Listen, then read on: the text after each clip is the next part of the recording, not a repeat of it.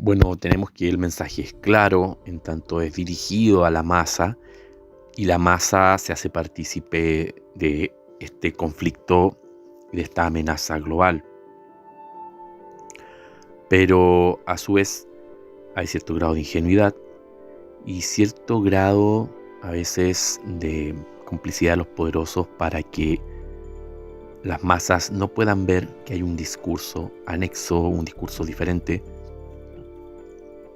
mucho más amigable con las personas de a pie de lo que se está diciendo, porque aquí están involucrando a todas las personas, a ti, a mí y a todos, a hacernos responsables del cambio climático, pero no se están viendo los principales protagonistas y lo que están haciendo realmente y lo que quieren lograr y cómo quieren capitalizar este conflicto ecológico, cómo quieren capitalizar este debacle. Digamos que no vamos a negarlo, pero sí la acción humana no está de manos de los poderosos, ni siquiera cerca de querer frenar algo, sino que está siendo capitalizada para un discurso de poder, de control y de dominio de aquí a no sé cuántas generaciones más. Entonces, si llegaste hasta aquí, te pido te suscribas y compartas este video. Esta es la segunda parte del iceberg de la COP26 y del dinosaurio en la ONU. Aquí vamos a empezar aludiendo a un personaje muy interesante, que quiero que lo tengamos presente porque es un gran referente. Hace un poco trata de equilibrar el escepticismo de lo que está ocurriendo con el calentamiento global, con el cambio climático. Y él es Joe Coughlin, que es un arquitecto de la Universidad de Chapman en California.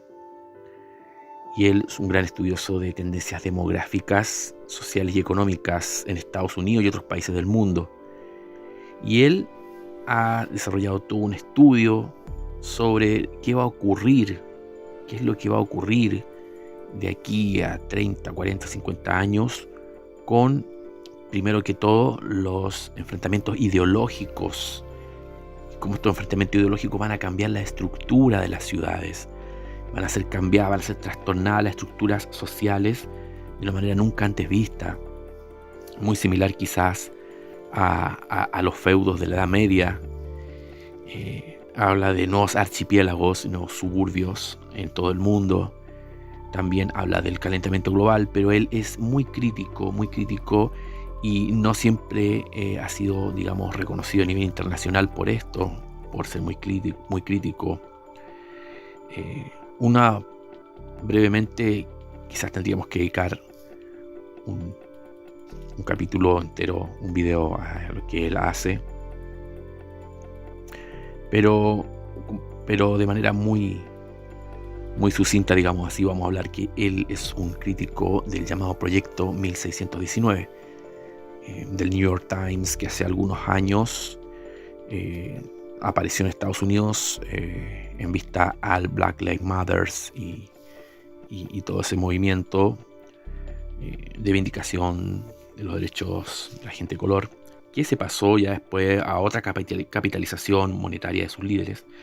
Y entonces él criticó este proyecto que quería reescribir la historia de Estados Unidos, reescribirla totalmente, dar la vuelta, como que Estados Unidos era verdaderamente una historia que fue hecha por los esclavos africanos y que todos los blancos, sin excepción, solo eran supremacistas, incluyendo a Abraham Lincoln, que hablan de que él es un blanco supremacista, que lo único que intentó fue acomodarse con el tema de la esclavitud cuando ya no tuvo escapatoria. Una cantidad de sesgos que ha sido criticado por muchos historiadores de Estados Unidos. Él es un crítico de esto y él no está de acuerdo con esta versión. Dice que es totalmente ideológica y que va a traer serias consecuencias de que a plazo en cómo se distribuyen los espacios y la cultura de esos espacios en las grandes ciudades, sobre todo en Estados Unidos, con lo que ha ido pasando con los estallidos, que eso va a ir repercutiendo en las ciudades. Bueno, en Opinión Newsweek, esto es el 29 de octubre, Joel Coughlin habla sobre el calentamiento global. Joe Coughlin habla sobre el cambio climático y dice lo siguiente: las élites están utilizando la histeria climática para empobrecer a la clase trabajadora. Y dice, pocas cosas en la vida son tan predecibles como la retórica de las cumbres sobre el cambio climático, como lo que se está viendo en estas semanas, por estos días, en Glasgow. Durante la próxima semana se escuchará una y otra vez que el planeta está muriendo y que el cambio climático provocará dislocaciones masivas y grandes trastornos, hambrunas y demás en todo el mundo. El final está cerca, nos ha dicho la ONU, y solo la penitencia que tengamos que purgar todos en vista a los gases de invernadero puede salvarnos.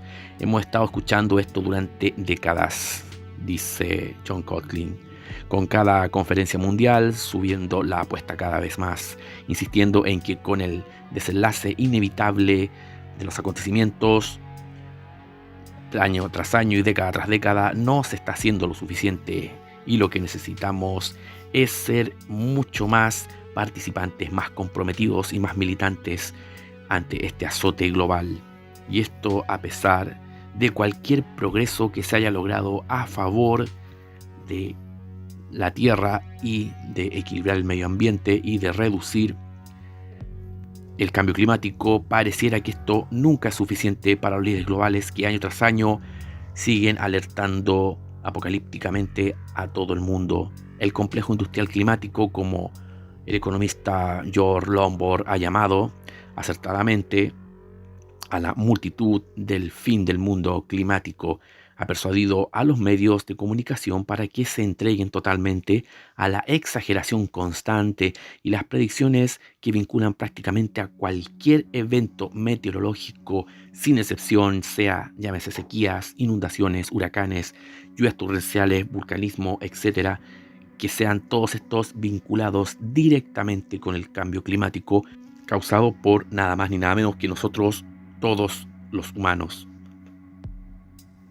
Como señaló el subsecretario de Energía para la Ciencia del presidente Obama en aquellos años, el físico Steve Koonin, las predicciones más ampliamente reportadas reflejan solo escenarios muy improbables, en el peor de los casos, basados en cosas como el uso cada vez mayor del carbón, y ninguna mejora tecnológica significativa se estaría tomando en consideración para poder paliar los altos índices de calentamiento global. Cada vez más, incluso los científicos del clima están observando que hay una constante y con frecuencia un escaso apoyo que va de parte de las personas que amenazan la credibilidad del propio movimiento. Y ha habido cambios silenciosos y muy sutiles en el discurso. Las predicciones más extremas han sido abandonadas o han retrocedido, incluso por la propia ONU. Sin embargo, en los Estados Unidos, la gran mayoría de los jóvenes estadounidenses siguen creyendo que nos enfrentamos a una catástrofe medioambiental inevitable. Y así también los psicólogos canadienses han encontrado niveles elevados de ansiedad entre los jóvenes, algunos de los cuales ven en el desastre climático una justificación para no tener descendencia. No es sorprendente, dado que constantemente se les dice a través de los medios una y otra vez que su mundo llegará prontamente a un final catastrófico. Por supuesto, algunos cambios climáticos son reales y merecen nuestra atención, necesitan ser abordados, pero lo que necesitamos para combatirlos no es la desesperación, sino la voluntad de enfrentar los cambios climáticos futuros de cualquier tipo, incluidos los que puedan ser inducidos por las actividades humanas o no. Todo esto tiene que ser enfrentado con un esfuerzo positivo. El movimiento ecologista debe abandonar las fantasías utópicas, escribe Ted Nordhaus, un ecologista californiano desde hace mucho tiempo, y volver a hacer las paces con la modernidad y así también con la tecnología sin desconsiderar la naturaleza. Una combinación de diversas opciones, desde la energía nuclear y la generación hidroeléctrica hasta la sustitución del carbón por el gas natural y la geotermia abundante, haría algo mucho mejor que el catastrofismo de los medios. Nos generaría más aire limpio y menos pensamientos entenebrecidos, así como innovaciones podrían reducir estas emisiones a lo largo del tiempo sin consecuencias económicas y sociales que sean catastróficas. Esto es particularmente cierto en un mundo en desarrollo que sigue viendo con escepticismo y escasa atención a todo lo que son las energías asequibles y renovables. Después de todo, esta no es la primera vez que la humanidad se enfrenta a problemas ecológicos. Roma, como escribe Kyle Harper en su brillante libro El destino de Roma, experimentó un cambio climático a gran escala y una falta de agua, pero se mantuvo viva por más tiempo gracias a los inspirados esfuerzos de ingeniería para llevar el agua a las grandes ciudades y construir carreteras que permitieran un buen tránsito por todos los rincones del reino.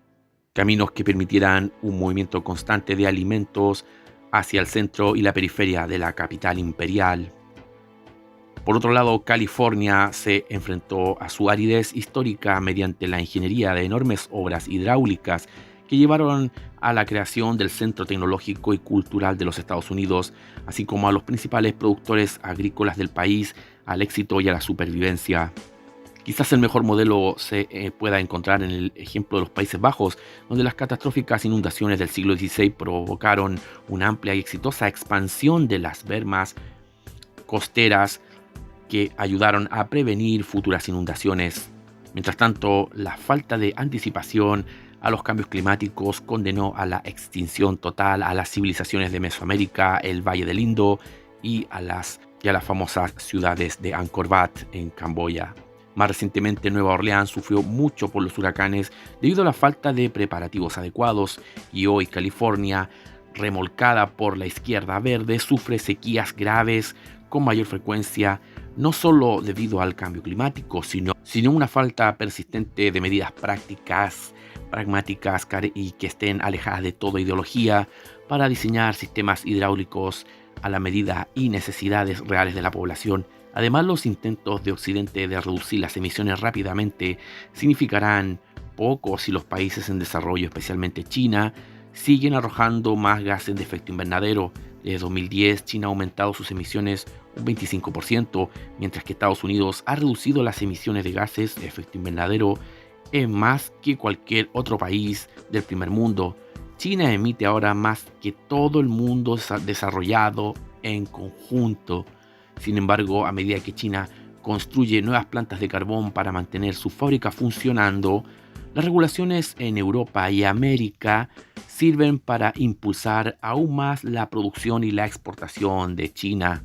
Con sus cadenas de suministro notoriamente altas en carbono y sus ciudades totalmente contaminadas, según un estudio, China alberga 23 de las 25 ciudades más grandes en términos de emisiones de gases de efecto invernadero.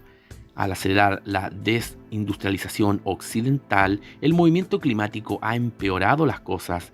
El dominio de China en la producción de paneles solares y los metales esenciales necesarios para producir electricidad limpia y automóviles eléctricos se está produciendo irónicamente en muchas menos condiciones ambientales de las que se habrían producido en Estados Unidos. A diferencia de las élites de Occidente, la estrategia china se basa en el interés propio y no en tener ni el más mínimo remordimiento de culpa por lo que se esté haciendo. A medida que el suministro de energía se ha reducido recientemente, amenazando el ascenso industrial de China, China relajó su política climática y comenzó a remodelar y mejorar más de 1000 plantas de carbón que producirán en un futuro aún más carbón del que ya se tiene. Tanto Xi Jinping como su compañero Vladimir Putin hablan de la boca hacia afuera sobre la preocupación por el clima, pero claramente priorizan mejorar la economía general antes de ganarse los aplausos del clero académico y de los medios de comunicación internacional.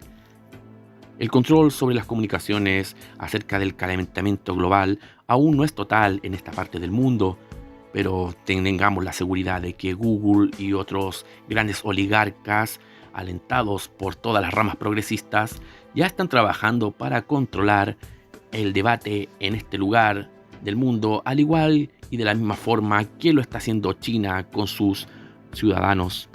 A diferencia de China o Rusia, otro beneficiario del abandono occidental de los combustibles fósiles, las personas en las democracias y las sociedades abiertas todavía leen relatos contrarios y contradictorios y a veces luchan incluso contra sus propios gobiernos al encontrar tantas paradojas e ideas opuestas. El aumento de los precios de la energía ha provocado rebeliones en Francia, Alberta y Ontario, así como en muchos estados, incluidos Washington y Colorado, la tendencia izquierdista donde los votantes rechazaron cosas como impuestos de carbono y la prohibición de las perforaciones petroleras. En general, la mayoría de los estadounidenses son indiferentes o hostiles a muchos aspectos fundamentales del llamado Green New Deal y serían reacios a gastar mucho más que una mísera parte de su sueldo o de sus recursos de trabajo para apoyar las propuestas por las políticas ambientalistas. Para algunos de los llamados verdes, la actual escasez de energía que azota Estados Unidos, China y Europa refleja el progreso hacia una gloriosa era de emisiones de carbono en cero. Los activistas climáticos ven en los bloqueos draconianos pandémicos una, entre comillas, prueba para el control social del futuro, y la clase media y trabajadora ya tiene motivos para temer a las políticas adoptadas por esta élite. El gran reinicio, el gran reset, adoptado por la multitud en el foro de Davos, identificó el aplastamiento de la movilidad social y las limitaciones de la prosperidad como ventajas para la salvación del medio ambiente. Hemos visto los primeros brotes de pobreza vinculados ya a las políticas de los cambios climáticos, lo que luego un socialista ha prolijamente etiquetado como un nuevo eco-thatcherismo, en alusión a Margaret Thatcher y sus propuestas económicas y neoliberales. Con pruebas claras en California, Reino Unido y Alemania, esto ya está ocurriendo en gran parte debido a las políticas climáticas, donde se presiona y se fuerza a empresas a adquirir las políticas y la donación de recursos a favor del cambio climático. Muchas familias de clase media y trabajadora enfrentarán facturas altas por el combustible que podrían aumentar en un 50% en los próximos inviernos.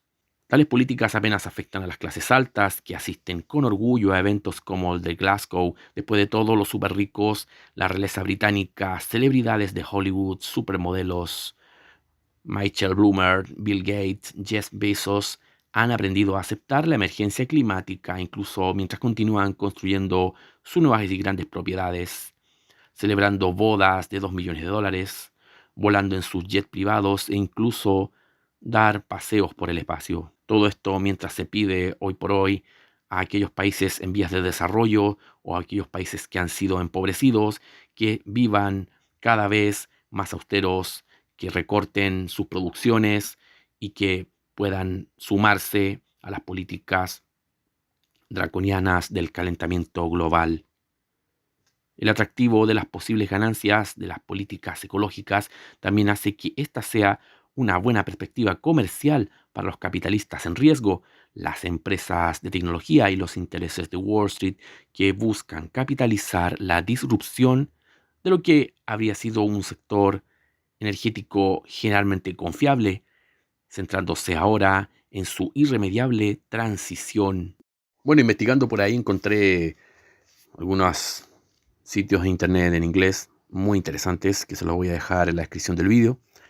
Esto es como para entrada, ¿no?, de lo que aquí se está hablando. Es una reflexión de lo que ha sido COP26 en estos momentos. Y dice: la cumbre climática de la ONU es un espectáculo grotesco de decadencia e hipocresía. El ambientalismo es ahora la ideología central de la nueva clase dominante sobre todos los seres humanos. Los ricos, los poderosos y los llenos de virtudes engreídas se reunirán en Glasgow para pontificar con el resto de nosotros sobre cuánto estamos dañando al planeta con todos nuestros desperdicios y arrogancia. Llegarán en sus jets privados para lamentar el flagelo de las emisiones de la industria del aire. Entre tanto, disfrutarán de comidas de 5 estrellas y se preguntarán en voz alta si la gente pequeña esa gente lejana y apartada de ellos debería comer o no menos carne. Se recostarán en almohadas después de largos días de discutir cómo controlar las aspiraciones materiales de las masas. Prometen ser una de las demostraciones más nauseabundas de vanidad oligárquica de los últimos tiempos.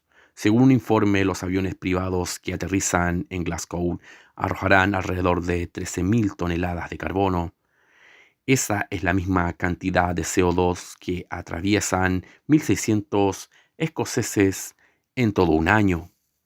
Ha quedado claro desde hace años que el movimiento verde es una neoaristocracia que extrae sus voces más fuertes de la vieja aristocracia y también de las élites gerenciales de la clase media y el nuevo establishment tecnócrata. Este es un movimiento que permite a los descendientes de las familias bancarias increíblemente ricas decirnos al resto de nosotros que usemos un pequeño anafre en lugar de encender la calefacción central y que invita a los príncipes literalmente a hacer muchas muecas tristes por todos aquellos plebeyos carnívoros que se desplazan junto a ellos sin cesar y por los que tienen que trabajosamente participar codo a codo. Es como ver una versión moderna de cómo se vivía en el Palacio de Versalles, pero en realidad es mucho peor que eso. Desde hace años ha quedado claro que el movimiento ecologista es fundamentalmente un juego de gente rica, formado por personas que viven vidas lujosas, lamentándose de los hábitos destructivos de las masas por allá abajo. Es el hecho de que el ecologismo es ahora la ideología dominante y central en el mundo.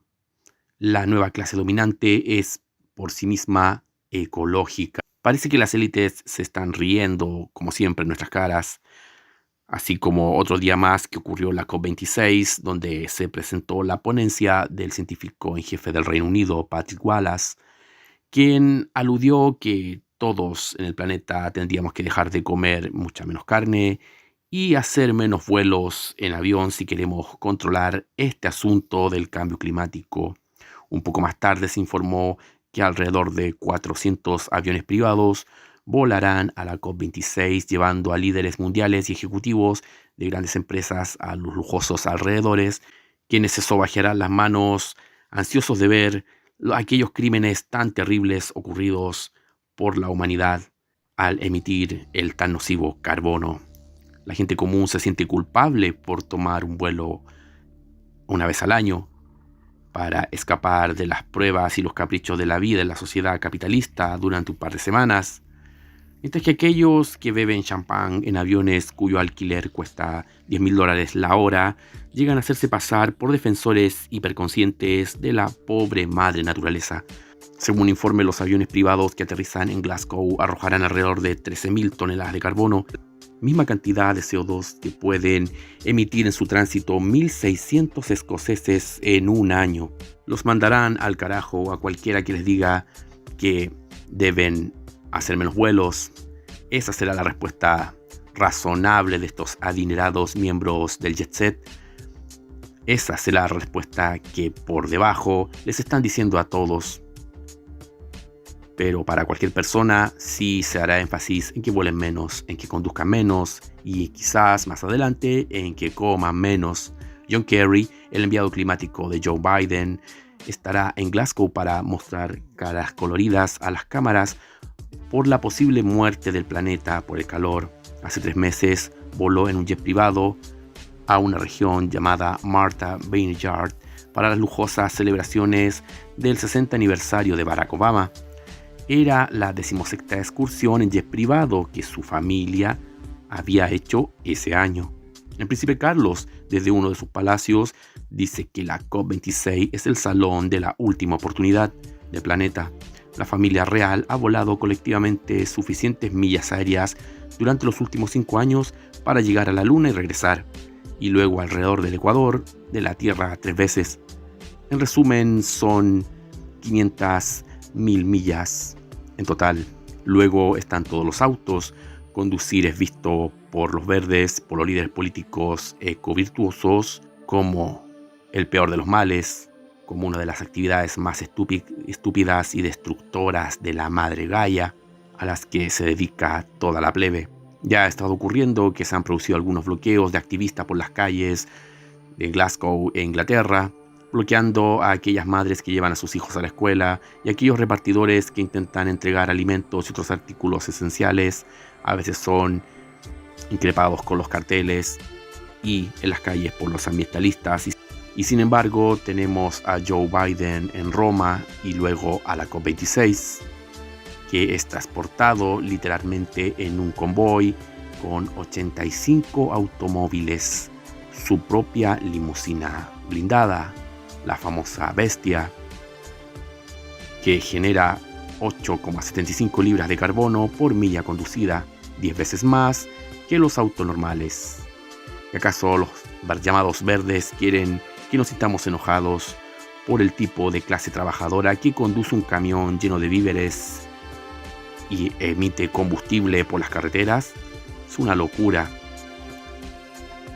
Cuando termine con Roma, Biden volará a Glasgow en el Air Force One. Le acompañarán 4 jets. Combinados emitirán un estimado de 2,16 millones de libras de carbono durante 5 días. Esto se está poniendo ridículo. La gente estará perfectamente en su derecho durante los próximos días a preguntarse por qué es que aquellos que viven en el regazo de los lujos, que viajan a todos los rincones del mundo, que experimentan más lujo en una semana de lo que la mayoría de nosotros puede esperar en una vida, deberían llegar a hablar ellos mismos sobre la supuesta asfixia del planeta por parte de la humanidad, hablándonos de carbono y contaminación, como Joanna Lumley, famosa y bien pagada viajera del planeta, que dice que los viajes deben estar racionados. O Dame Emma Thompson, literalmente volando en primera clase desde Los Ángeles a Londres para participar en una protesta de Extinction Rebellion sobre los males del CO2. Harry y Meghan, que asistieron a un concierto centrado en la necesidad urgente de acción climática y luego partieron, obviamente, en su jet privado. Lo que le falta a la oligarquía verde en consistencia moral lo compensan con creces con sus cuellos de bronce. Sin embargo, aquí está la cosa, siempre ha sido así. Desde hace años ha quedado claro que el movimiento ambientalista es fundamentalmente un juego de hombres ricos, formado por personas que viven vidas lujosas, lamentándose de los hábitos destructivos de las masas. ¿Qué puedo olvidar cuando David Rothschild, sí, el de la familia de los banqueros, escribió el Manual de Supervivencia al Calentamiento Global, que contenía maravillosos consejos como use un jersey para que pueda apagar la calefacción, usar un jersey dentro de la casa para poder apagar la calefacción en su hogar, o haga crecer sus propios tomates para que pueda comprar mucho menos, o cuando George Monbiot Stone de Bracebridge College, descendiente de millonarios de grandes pastelerías y salones de té, dijo que el ambientalismo es una campaña no por la abundancia, sino por la austeridad. Y cuando otros tantos activistas pidieron la prohibición de los vuelos baratos, porque todo lo que hacen es permitir que la clase baja y los plebeyos viajen a destinos de Europa del Este, elegidos no por su arquitectura o cultura, sino porque la gente puede volar allí por 99 peniques y así ahorrar mucho más. Ha quedado claro desde hace años que el movimiento verde es una neoaristocracia que extrae sus voces más fuertes de la vieja aristocracia y también de las élites gerenciales de la clase media. Como dije, esto es una versión moderna de Versalles, pero en realidad es peor que eso. Al menos en esa época, la ingenua María Antonieta se impactaba porque no entendía por qué las personas de orden inferior no comían pastel, sabiendo que jamás en su vida podían acceder a esos manjares.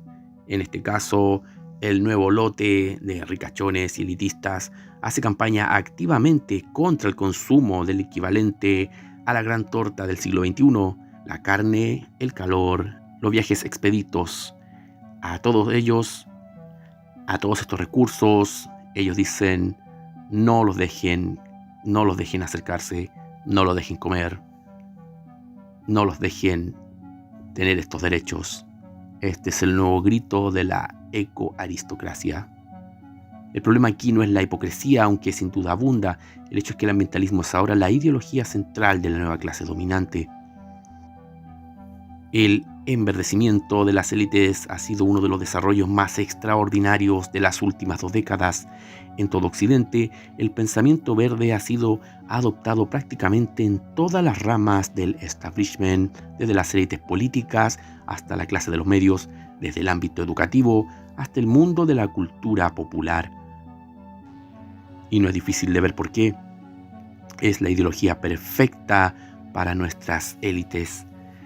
Les permite crear un sentido de propósito moral muy urgente. Están salvando todos ellos el planeta, nada menos. Se presta maravillosamente, o mejor dicho, terriblemente, a un proyecto de ingeniería social como nunca se ha visto en la historia humana. Rebajar las expectativas, rebajar los horizontes de expansión, de desarrollo cultural, personal y colectivo. Aprender con ello a vivir con mucho menos, concientizándonos a que cada vez menos es mucho mejor. Y, sobre todo, reconócete y empieza a desarrollar en ti mismo una autoimagen y concídete a ti mismo como una criatura destructiva y glotona que necesita ser gobernado y controlado por las élites de ahí arriba. En vez de ser creativo, serás restrictivo. No más a lo creativo, sí a lo restrictivo. Para impulsar a la humanidad hacia adelante, esa sería la única forma de hacerlo, naturalizando las limitaciones del capitalismo, animando a la gente a hacer las paces con la austeridad y la recesión sobre la base de que el crecimiento económico es una mala idea que explota, destruye, malgasta y amenaza a toda la vida en el planeta. Esta es la ideología más grande de estos tiempos y la más difícil de desafiar.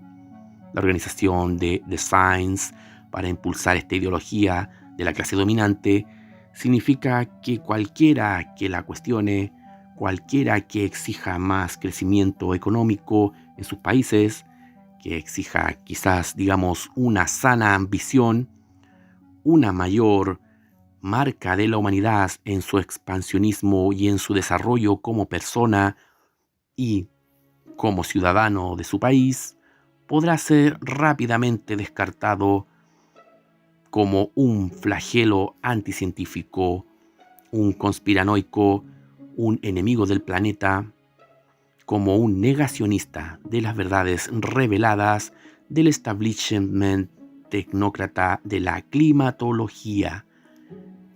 La ingeniería social, el control social y la estricta y censurada gestión de las aspiraciones sociales son las que hacen que la ideología verde sea tan atractiva y seductora para las nuevas élites que hoy están tomando la antorcha y la vara de mando de parte de aquellas antiguas que están cediéndoles el territorio.